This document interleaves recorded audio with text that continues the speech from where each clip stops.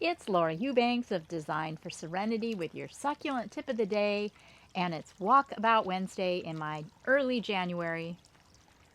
Is it the 4th? Yes, in my early January succulent garden. Couple things to report. One, we've had, for us, copious amounts of rain.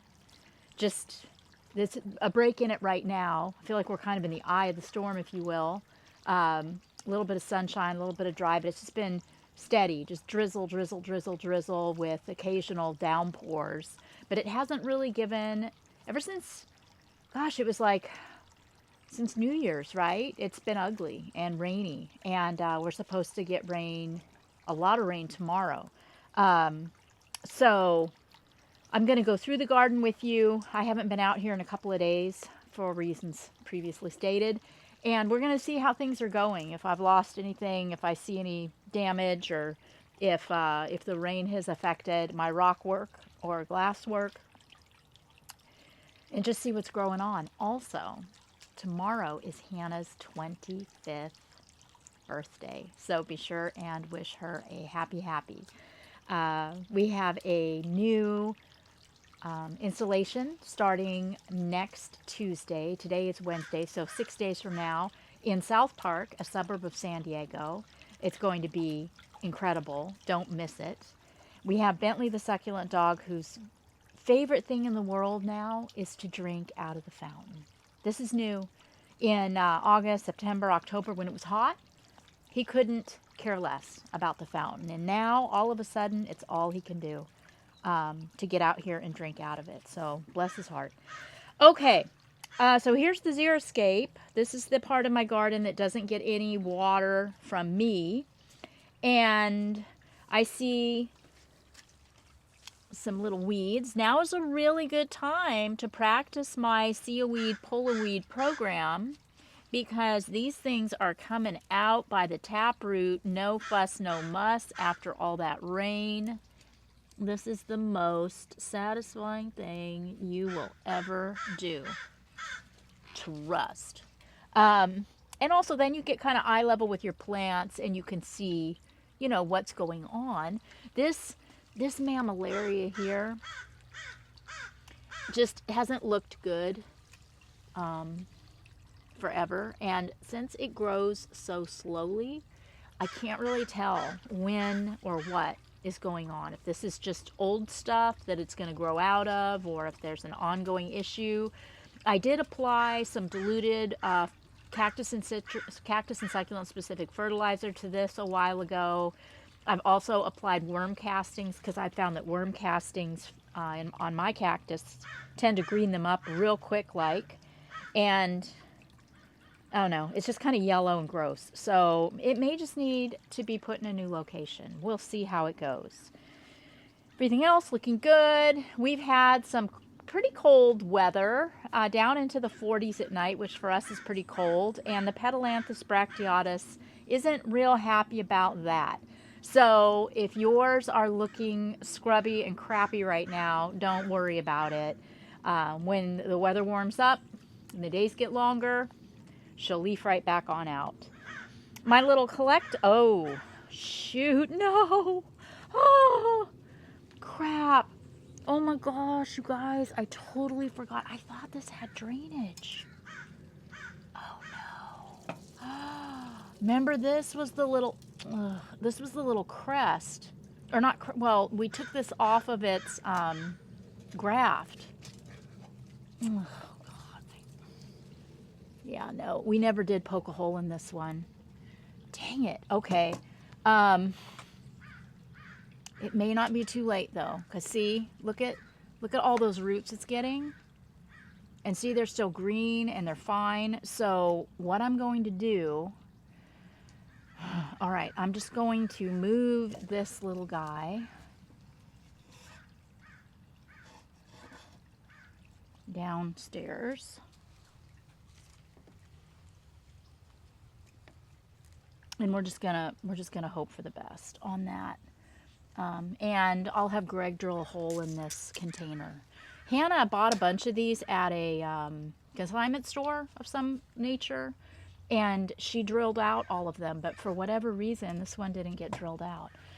Oh my goodness. Okay. Hopefully crisis averted there. But all of the rest of these guys looking lively, right? Looking good. Looking good. Loving, loving, loving everything I'm seeing here. Oh my gosh. Look at this. We looked at this, I think, last Wednesday too. This little euphorbia.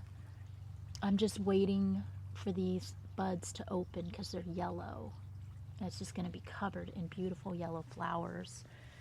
All of my Echeveria sedums, Millii, the rest of euphorbias. Ooh, looky here, Greg. We got a bunch of scale here. What the heck? God dang it. See that? That's scale. That's a little bug that tends to attack plants that don't get a lot of good air circulation or shaded, which this is neither of those things. It's out in the open. But this, see, look, this one didn't get yet anyway attacked by the scale, but this one did. So I am going to take some Ortho Home Defense, and I'm going to spray this because Laura doesn't play. And I'm just going to spray this plant. I'm not going to spray anything else, just this plant, because it is infested. And I want to make sure that I get it before it's too late or before it spreads to other plants. Okay. My mangaves are loving life. My beautiful little aloe topaz that was given to me by Susan Morse that bloom has been coming for weeks now. It's really slow, which is fine by me. Yeah, this mangave, I think this is Mission to Mars over here. It's starting to grow. I can see it. I can tell. And, so far so good. My cactus are all looking fine. I don't see any signs of stress or strain. But remember, this was built up on a giant mound, so the drainage is phenomenal in here. And my lime tree I've picked up off the ground probably 50 or 60 limes that have blown off with the wind and the rain. The Athona capensis, happy, happy, happy. Really, really happy. I've also noticed that all of the sedivarias, pachyvarias, sedums and echeverias are really coming into their own right now and are really, really happy and even starting to set some bloom. Be sure and check your new baby blooms too for aphids. Aphids love to attack new blooms, and they're little black spots that you'll see all over the new growth. And make sure that you hit that with some insecticidal soap or alcohol or, just the pesticide of your choice. Got to get ahead of these things. Excuse me, buddy. Go on. Come on. Go, go, go. My aloe ferox still doesn't look like it's setting any bloom. So I don't know if I will get a flower on this. And I'm so interested because I want to see what kind of flower it has. It'll help me determine its cross when it blooms, but it may not give me anything this year. The crassulas, cotyledons all look good. The harmseis, Echeveria harmseis, got some late bloom there. They're happy. My little, interesting. It's just so fascinating because the crest is still looking crappy. I'm really concerned about this thing, but the piece that I broke and stuck in the ground is looking great. So puzzle that. Let's see. Yeah, samey, starting to see some growth on that mangave as well. My booby cactus looks good. My Eve's needle crest looks good. That was planted as a cutting, so it'll be interesting to see. I'm not going to dig around to see if that's rooted. It's looking great, though. It's green and happy. And my Aluaudia procera. I don't know, guys. I think it's going to be okay. The flesh just looks kind of green tinted to me. I was concerned that that might have rotted too because I lost my gayei to rot. But I think that the standard Aleaudia procera is going to be just fine. Once again, these cactus are looking good. All of my Dorotheas that I brought from my garden in Chula Vista are looking good. This one in the pot that I've dug up multiple times and had to cut the roots off of to keep it looking orange is still fine. Let's see if it's, uh-oh, there's a leaf. Fell off. Oh, how cute. Look, it's got a little root. It's the aloe that could, and a little baby one coming right there. Kind of want to keep an eye on this with all this rain too. I don't want this to rot, but so far so good. Look at that pot. Oh, plenty. Holy crap. We've got, here's I think this is a Pachyvaria. That stunning little beautiful bloom. And look at this blue atoll. Isn't that spectacular? Happy, happy, happy, happy, happy. I mean, you can't even see the pot. And my sand, rain, rain, rain, rain, rain. And I had some splash over here onto the patio. There's a lot of sand on the patio, but that's a really easy fix with a blower. Just blow it right back in, no problem. My Crassula Argentea Sunset has thrown off a few little flowers, which is pretty. I'm really, really excited to see this turn a lot more yellow soon, I hope. My Aloe distans. Distans is one in particular that will rot given the opportunity. It's kind of tender, but it's doing fine. This whole tapestry area here looks fantastic, doesn't it? All the echeverias. My Ruchia looks fantastic. This Mangave looks spectacular. My Forbia looks great. I don't see any scale. Oh, is that scale or just... No, that's just scarring from scale at another time. See, that's why I don't like scale, because it'll leave these little scars on your plant. So get after it if you see it. Get after it stat. Look at all this water in the kids' bucket. Oh, Bentley says yum. Bentley says yum. No, you don't want it? Okay. Oh, here. My little Buddha's belly. This is one that is not a fan of cold weather. And this weather's been so bipolar. And so it's dropping leaves and throwing off new leaves all at the same time. But this is just such an interesting plant. I'm so tickled with it. Okay. I keep hoping I'll run across something rotten so I can show you what to do. Maybe we'll get lucky. We're not done yet. My Ramosissima looks great.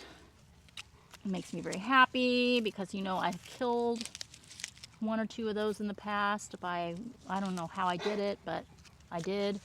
That one's looking great. That was a gift from Gordon. And the agave variegata, my pride and joy, has thrown off 1, 2, 3, 4, 5, 6, 7 new leaves since August.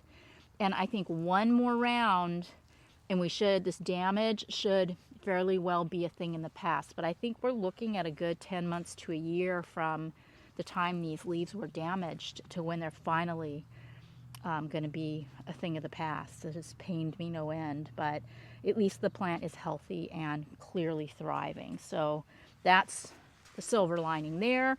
All the blue elf are getting ready to bloom in my garden. Yours may already have gone off depending on where you're at. This euphorbia is leaning a little bit. This was a cutting that I put in here from Cullen. And I don't think it's rooted. It probably hasn't rooted yet. So it just fell over a little bit. This Crassula ovata variegata is turning nice and yellow. for me, and this is where the clamshell lives, and I moved it under the eaves because I don't have drainage in it. You know, and I didn't want my cactus to get wet. Pachypodium crest is looking great. Bicarnia is looking great. Oh, did you say where'd I get that? How funny. Greg is asking where I got that Talavera cactus. And you can, followers, you can attest when I say, honey, I've had that for a really long time, because I have. That was on hanging on the fence in Chula Vista. That's been in the garden since inception. Just checking. And yes, you followers, please back me up, because I do have a tendency to gaslight Greg when it comes to new purchases. But that is not a new purchase. Look at my Wicksonii. Oh, look, the bees are out. They found it. This plant I've had for 3 years, I believe, and it has never looked this good. It is so happy to be here. Sorry guys, there's nothing rotten yet. God dang it, come on, something. I don't see anything rotten over here. No. No. No. The variegated millii hanging in there. It's not doing a whole lot right now, but it's definitely hanging in there. My little agave ray of light that I brought from Chula Vista hanging in there. This blue atoll, all of it, everything. That doesn't mean that I won't suffer some losses later, but right now, oh my gosh, the ghosties. Can you even? And Sally, from the Laguna Niguel, if you are watching, here is my, I believe you called it a snow globe. This is my agave cousin to the blue glow. It's called Sun Glow. And just to show you, you know, how big this plant can get. And it looks like it's throwing off a couple of new beautiful leaves right there. This was a transplant from Chula Vista. And it really is, I feel, acclimating very nicely right now. This Euphorbia pizzanii is dropping its leaves, which I fully expected. It doesn't like cooler temps, but it's okay because once it warms up, much like the Petalanthus bracteatus, those leaves will come right back. Look at all the rainwater that collected in my glass. It's funny. The succulent chair looks great. This little section of my garden that I'm so pleased with, that is so highly mounded, and it's got the little black creva on it, and I thought, you know what? It's gonna fall apart at the first rain. It hasn't at all. I haven't lost a single piece of creva, but look at this. I have some ant activity here. And I'm just wanting to be sure that these ants aren't, oh yeah, they are. Look at that. See here? Ha, something. I mentioned aphids. Look at all the aphids all over those blooms. And the ants are taking the little sticky sweet stuff and moving it all around. And that's, thank you, ants, because I would not have noticed that if I hadn't seen the trail of ants. So we're going to take off these blooms rather than treat the plant because, you know, I mean, in my experience, by removing the blooms from an echeveria, it does tend to extend the life cycle of the mother plant. She doesn't have to work as hard. Okay, let's get this one too. Okay, because you'll notice there are no aphids on the mom. They were just all over that brand new sweet growth. Okay, rot, come on. Oh gosh, I was over at Robert's. I did a video for you there showing off all of his Talavera, and he was really annoyed with me for showing you my puffer fish, because that was the only one like that he had, and you all went in there wanting it, so I apologize. I told him order more. Sometimes you guys send me pictures on Instagram at Laura Love Succulents, panic that your little aloe plicatilises are turning black. This is normal deciduation. These bottom leaves will turn black. They do it right before they fall off. It is not a problem. It's just cosmetic. So I just remove them and get on with it. But see, this is, you know, by losing bottom leaves, that's how you get trunk on this plant. It's all part of the cycle. It's totally normal. You can trim off those bottom leaves at any point. See, this one isn't all black, but if it's more than 50% black, is usually my bar, and I will cut it off at that point. Okay, the Tongaensis had some aloe mite on it in the fall, and I treated it with the Bare Tree and Shrub, and I don't see any now. I cut off the affected part and treated, and it looks great. I don't see any, oops, water. Ha! I don't see any problems anywhere on this plant now. So that's super good news. More of the ghosties, just ghosting like crazy.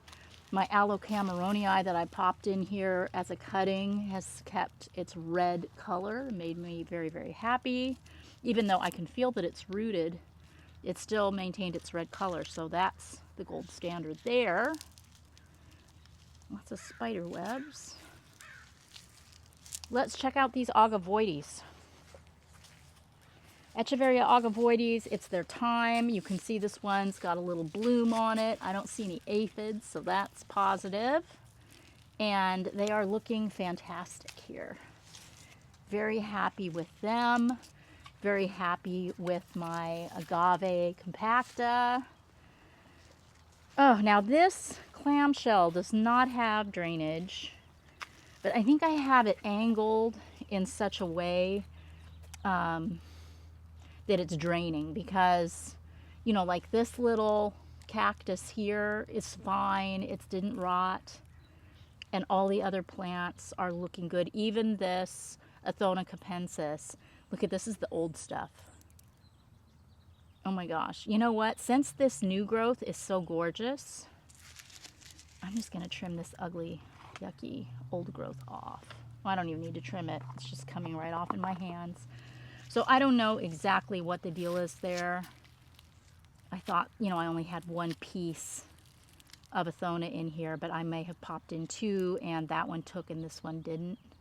But yeah, I'm really, really happy with that. But look at all of my glass, you know, it's fine. All the rain, it didn't impact. I didn't have any runoff.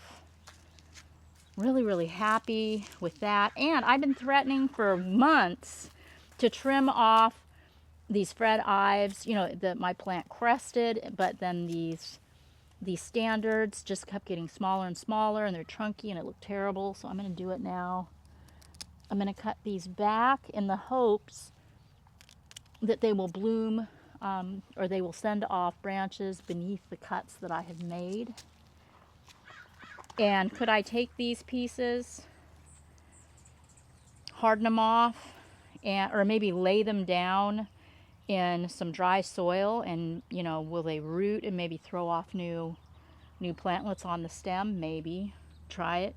Report back to me.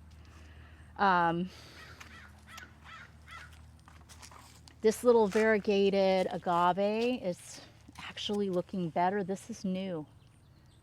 These little leaflets here. So I'm encouraged. I think this plant is going to do, it's not dead or dying, it's just pouting, but it's looking like it's figuring it out. Looks good. More distans here that look good. Cotyledon, Echeveria harmsii. Is this no, this is tomentosa. Very happy. Sorry I didn't have anything that rotted, but let me just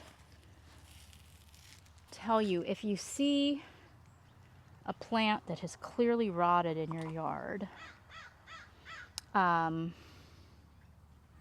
it's all black and mushy, And if the black mushiness is coming from the top, from here, from the crown of the plant, it's done. Just throw it away. You're not going to be able to save it. But if it's root rot, or the rot is at the bottom of the plant, you can take it out and keep trimming the stem until you see healthy tissue. And if you can find healthy tissue, then harden it off, cut it all the way up, all the black and all the yucky off, cut it all the way up to where you see nice green healthy tissue, let it harden off, and you can reset it and save your plant. So there's rot and there's rot. If the rot is coming from the top, you're probably a dunner. You could propagate some healthy leaves if you still have some leaves that haven't been affected by the rot, by doing some leaf propagation. Or if it's rotten at the bottom, you have a better chance of saving the plant by removing the rotted part. God, I really think an example would have been much better for you, because that didn't even make sense to me. Sorry, guys. But you can send me pictures at Laura Loves Succulents on Instagram if you have a plant that you feel like it's rotted and you're not sure what to do, and I'll be happy to take a look at it and advise you accordingly. Look at this, you know, this potted arrangement. You can hardly even see that orange pot anymore. I mean, look at this gorgeous mangave, and how these Pacuvaria or Setivaria, I don't know the difference, are kind of marrying. Isn't that so pretty? Man, oh gosh. And then I've got more scale though on this Macrocarpus. Shoot, look at that. Okay, yeah, gotta get out here with the ortho and spray that. Because that, I do not want that hitting my Pilosoceras, because the pilos are really, really prone to scale, and it really scars the heck out of them.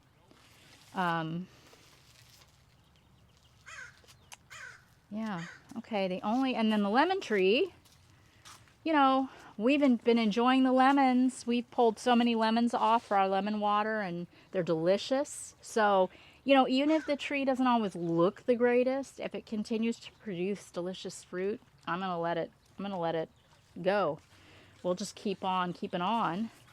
Everything over on this corner looks good. The grapefruit, I think we'll know more in the spring with the grapefruit. You know, if it starts to set flower and then it sets fruit, you know, with these gorgeous Scraptosedum ghosties in here.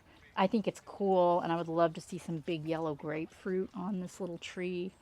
That's my fantasy. We'll see what happens. And my pots continue to be absolutely spectacular. Never happier. Way happier than they were in Chula Vista. Way happier. And my blue elf, look at all these buds. Look at that. All these flowers coming. Crazy beautiful. So basically in my garden, I've got a little scale to deal with on my Petalanthus Macrocarpus. But short of that, so far, everything's golden. And I hope it is for you guys too. This has been Laura Eubanks of Design for Serenity with Walkabout Wednesday and your succulent tip of the day. Bye, guys.